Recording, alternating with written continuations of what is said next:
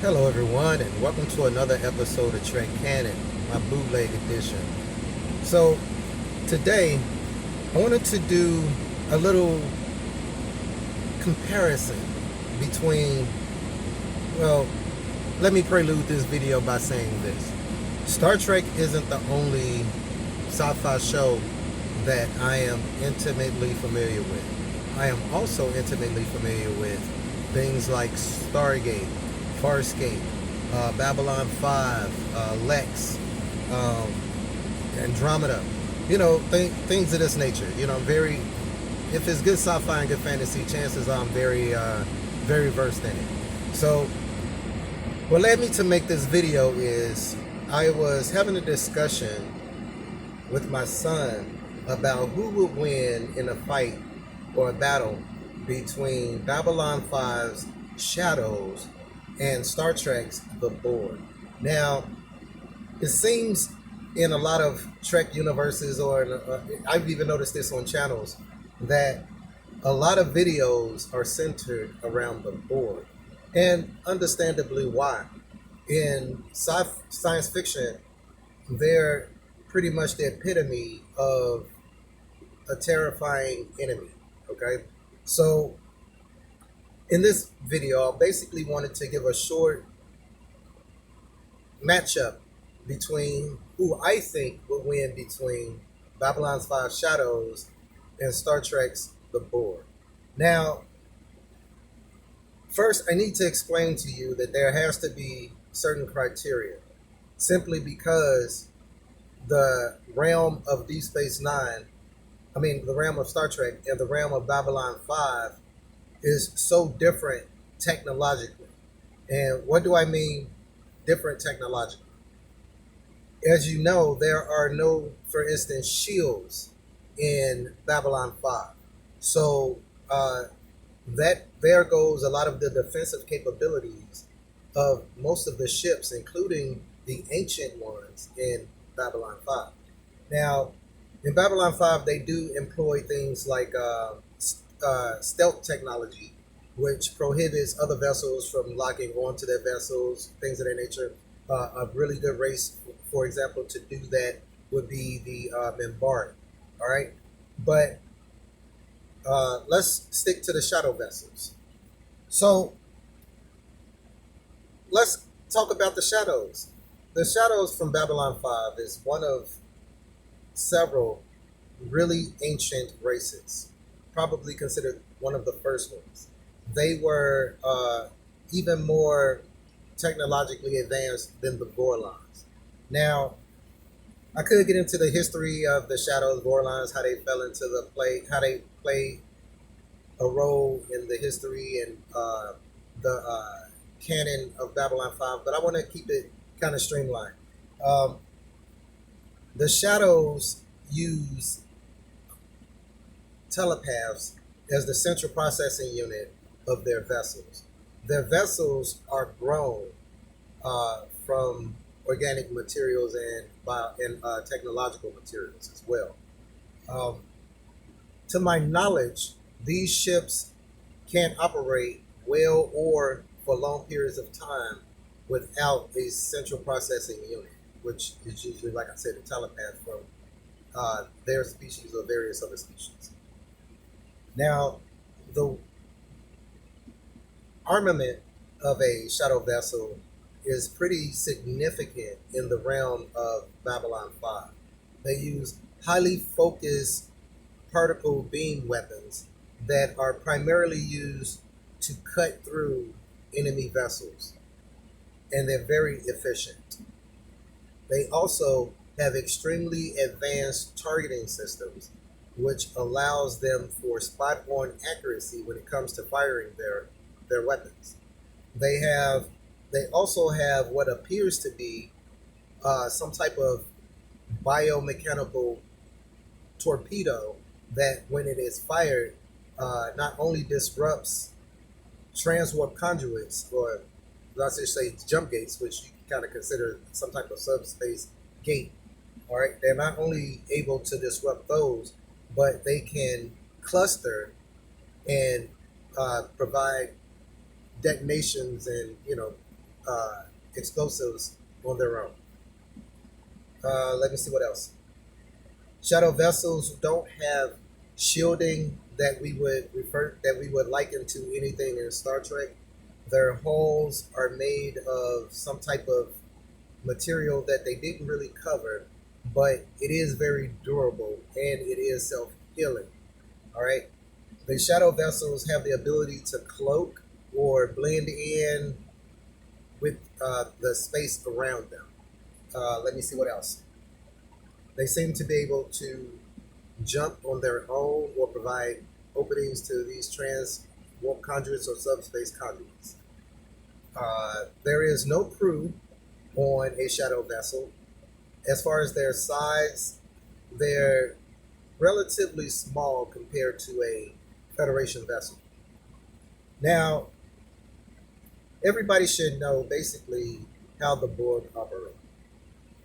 If you haven't, for those who have been watching this channel or just started watching this channel and you're new to the Star Trek universe, the Borg are the epitome of technological and biological hybridation, if you will. They exist and they exist as part of a hive mind, a collective, which means that all thoughts are instant, no matter what drone or the queen is thinking. They have a contingency of trillions of drones. They're ruled by one queen who is the embodiment of the collective herself, which means her avatar can be damaged or killed and it would not affect the collective or the queen the queen consciousness as a whole. Borg drones come equipped with tubules that pierce any known material, biological or technological, and they inject nanites into the material. These nanites are capable of subjugating biological organism defense mechanisms, so their immune systems, things of that nature. And it's only been one species that's been able to be immune to such things, in those species, H472. These nanites are capable of not only assimilating biological material but technological material as well. Borg have equipped tractor beams that are also cutting beams. They have static shielding that's able to sample and adapt to any type of energetic threat. And let's see what else. They have photon type torpedoes, but they're called something else. And they have static discharge weapons. Now, the Borg cube is equipped with shielding, which, like I said, can adapt to incoming fire. And the hull of a Borg cube is also self-repairing, and it can repair on the fly and while in battle. So, I gave you a little bit of background into these two particular combatants, and by no means did I go heavy into their stories and really their capabilities as much as I could have, but that's for some prior videos that you guys know, especially when it comes to the Borg. I don't know if I'm ever getting to Babylon 5 because unless the new series comes out and I decide to start including other things, but this is a Trek channel, so I try to keep it specifically related. So, how do I think the battle would go? Well, the Borg cube would not detect the shadow vessel until it exited or decloaked. All right, I don't think that the Borg are familiar with the type of cloaking technology that the shadow vessels employ. That being said, we'll assume that the shadow vessels uncloaked and they immediately began attacking the Borg cube. Now, I have no doubt that the shadow vessel cutting beams, their particle beams, will do severe damage to the Borg cube. But the thing is, I want to compare two types of beams that were shown I want to compare the shadow vessel's beam to a beam that I think would be most similar as far as power and impact to the Borg vessel in Trek canon, and that would most likely be species 8472.